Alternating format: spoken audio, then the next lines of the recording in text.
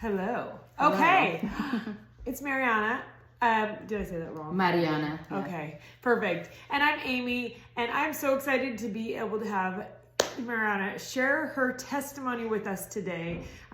She's almost been with Fit for 2 years, and in the last, since we all went online, her life has radically changed. And so I'm excited for you to share all the reasons why physically, spiritually, mentally, everything that she's changed through habits so that she feels great every day. So tell me a little bit about you. Okay, yeah, so my name is Mariana, and I'm a mom of 2 girls. They're 4th and 5th graders, and I'm a single mom, so I do everything with them on my own, Monday through Friday, typically.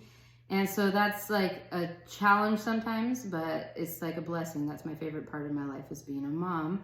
And so about 2 years ago, I decided to join Amy's Fit group because everything was at home. Most of the gyms kept closing, so there wasn't anywhere to work out. And then I saw a lot of friends doing Fit and getting really good results. And I was like, I'm at the point where I wanted to get back in shape. Like 6 years ago, I was in really good shape, but then I kind of just, with little bad habits, started slowly creeping up in my life. I got unhealthy, and I felt like I really needed to, get on track with a team of people, not just by myself, because I feel like we get better results when we have somebody guiding us. And the Fit community is really big. There's a lot of women who inspire each other when we work out. And then so I started doing that, and then from there I started changing little things that were not so healthy in my life, because once you start to get in shape, you start to look at like, okay, what doesn't serve me anymore? So yeah. That's awesome. Okay, cool. So then you started with Fit, and then you noticed little things changing. What do you think was your biggest breakthrough throughout the last couple of years? So for me, when we started reading Atomic Habits, I realized that if I was gonna change, things that were bad habits, it was gonna be little by little. And the biggest thing for me that I found that wasn't serving my life anymore was alcohol. Like, it's very big in the social world right now. You see it everywhere. Even baby showers have mimosa bars. You go to like parent night things, they have alcohol there. So it's kind of in your face all the time. But for me, as a single mom, I was noticing that I was drinking a little bit more by myself, like at home when I didn't have my kids, watching Netflix, drinking, and it started to bother my gut. I started getting like acid reflux. Every time I, really commit to my workouts, I was like, I'm still not losing the amount I wanted off my waistline. And really, alcohol bloats us really bad. It's really toxic. It retains water. It retains lactic acid. So all the things you're trying to overcome and be successful with fitness, alcohol literally stops you from getting those results. So for me, mentally and physically, I was like, alcohol is not serving me in a positive way. It wastes my money. It doesn't make me feel good. It creates anxiety the next couple days. So I decided that I was going to cut that out of my life. I tried last January. I made it 40 days, but there's a lot of peer pressure. People are like, oh, why don't you drink? But now I'm really comfortable saying that I haven't drank for 11 months.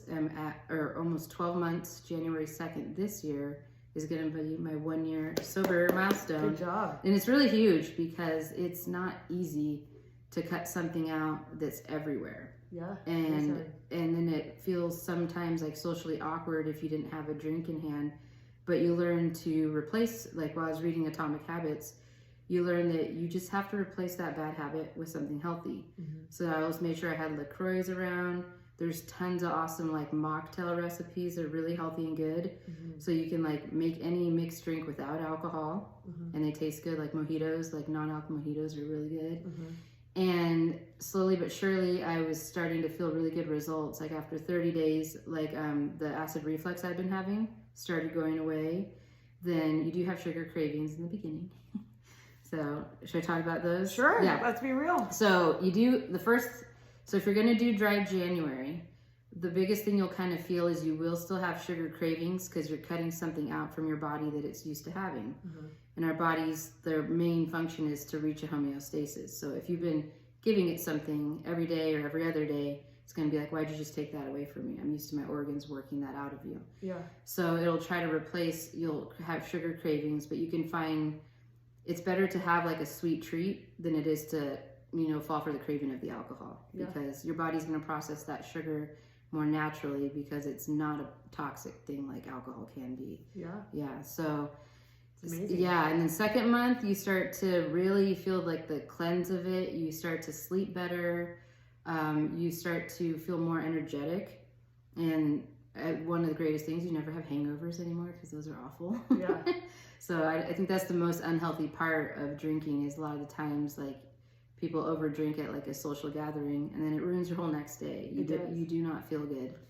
And then by month... We can't afford that. We have to wake up and work out. I know, you have to get up and work out. It's like you don't want to ruin your goals, and alcohol will ruin your goals. So in my perspective. So everybody has their own rhythm, and for me in my life it was becoming a problem. So well, and it goes along with mental health. Like if you're saying that it made you anxious the next day to actually drink, and then if you don't have that same clarity, it is like, and it becomes a daily habit, then it is just cycle. I love talking about cycles with people, about positive cycles where you are noticing how good you feel, and then you're always making that one habit change, or that making the going another day because you feel good. So you're progressing, you're sleeping better. She just said she's sleeping better.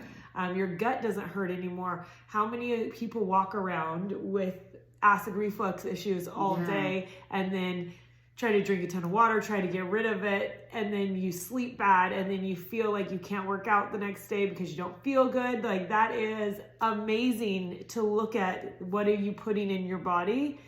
What are you drinking?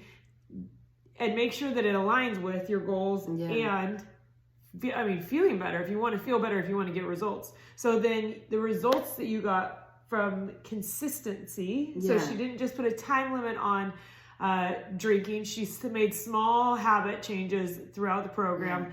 And then when she cut drinking, she again added it just like a habit. It wasn't just a start and stop.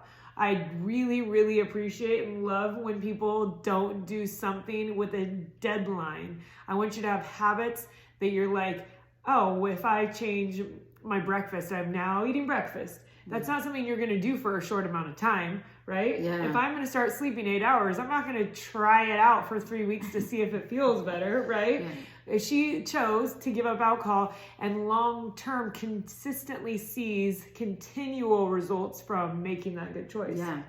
And it's great, like the things that it'll make, like for your body feel better, the indigestion, like the acid reflux, and then your skin. My skin used to have like a weird kind of like dryness right here. And I'm pretty sure I was allergic to something in alcohol, and it dehydrates you really bad. Even if you're drinking all the water you're supposed to be drinking, you got to think that your body, like I was saying, is still fighting for homeostasis. So it doesn't let it work properly because it's still trying to get this toxin out of you while you're, adding the water to it. But once you take that all the way out, it's great. Like your skin, nails start to clear up really nice. Love it. And then, so now that I'm at 12 months almost of not drinking, I was telling Amy that like after 3 months, I lost like almost 4 inches off my waistline. And that I was like, that was so fast because I cut the one thing out that I knew for sure was holding me back from my results. So that's important. Like if you know that there's something that you're eating or doing and you write down like, how is this serving me in a positive way? It has no positive reasons to use it or have it in your life. Like you can change it. So that's something I've learned. Like I was like, I felt shameful for like the way I was drinking, and I was like, anything that puts that word shame in there, you can replace it with change it. And that's what I've learned. It's my little like motto now. It's like, if I feel any sort of shame with whatever this thing is, I can change it. Because we have a lot of control of our lives, and we just have to make the commitment and be consistent with what we do. We have full control over what you put in your mouth. No one is making you drink. No one is making you stay up late and snack. My relation to any addiction I've had or anything that I used to do as a nightly habit was actually just snacking, and I was eating and it wasn't serving me, right? And so it took the decision really where I had to come to reality, just like people need to come to reality with whatever they're overdoing, and be like, is this one thing helping me out at all?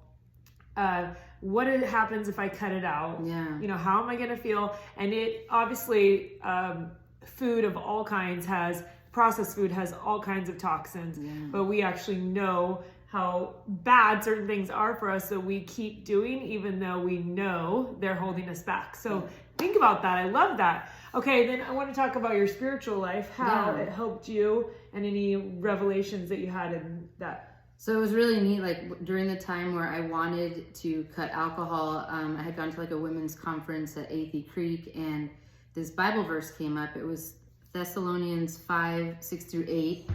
And then it came up another time. I went to church with my mom, same verse came up in the sermon, and then it also came up in a devotional. And I was like, this is the Lord really speaking to me, that the one thing I want to let go of, he's like gonna back me up, and he's telling me if I want this better life, this better healthy life, mind, body, everything, then I need to let go of alcohol. Because a lot of people think of cutting alcohol as restricting yourself.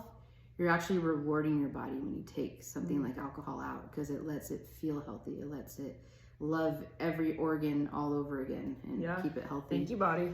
And that was the thing. So with Fit for Excellence, that every time we would say those affirmations, that thank you, body, I am strong, I am peaceful, I am blessed, I was like, I really do love my body, and my body really does do all these things for me.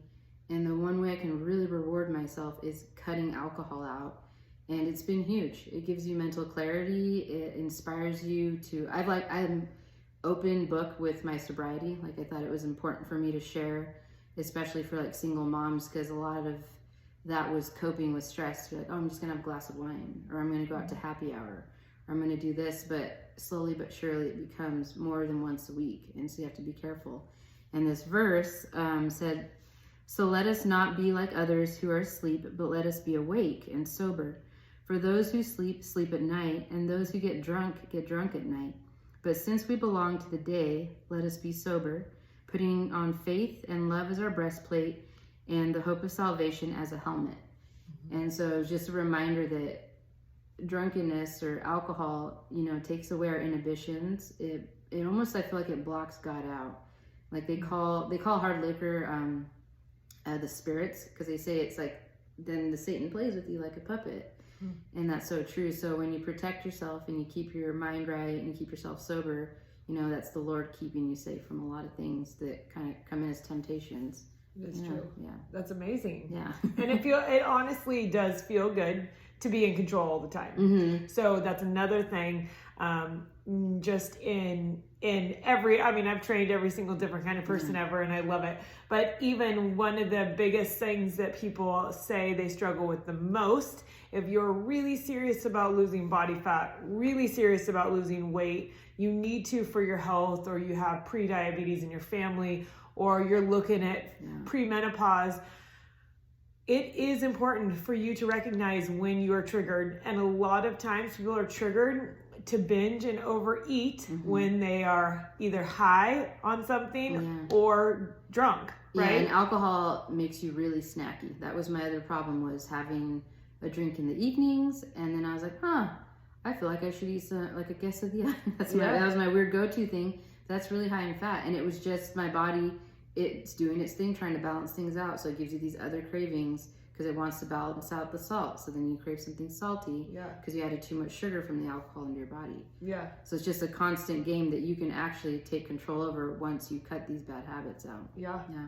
Love it. Yeah. And exercise is like the biggest remedy for anything. And that was for me, like, I was like, I'm struggling mentally too because of the alcohol. And so exercise, every time I craved a drink in the evening, instead of drinking, I went on a walk. And then in the nighttime, I would take hot baths with candles and listen to meditative music or like motivational videos. And every night slowly changed, because it takes, like they say, 21 to 25 days to break these bad habits. Yeah. So it was really cool just learning to replace each bad habit. And then I kept a journal, like how I was feeling, how I was doing. Yeah. And it really is about making your mind up. So I didn't drink at all. You guys know I didn't drink from 25 to 34, I think, until I had Roxy.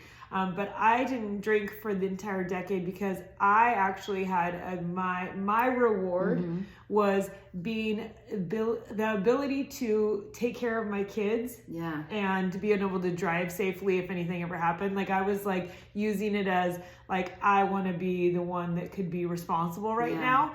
And that was really like my motivation. But because I had an external motivation about taking care of my kids, it made it so easy to say no. I remember camping with people, having tons of LaCroix always around, or sparkling water. I would drink BCAAs if I wanted new flavor. But I never, ever felt bad, ever, about saying no, or, and that's the thing for me. It's I feel fine being like, oh, I don't drink.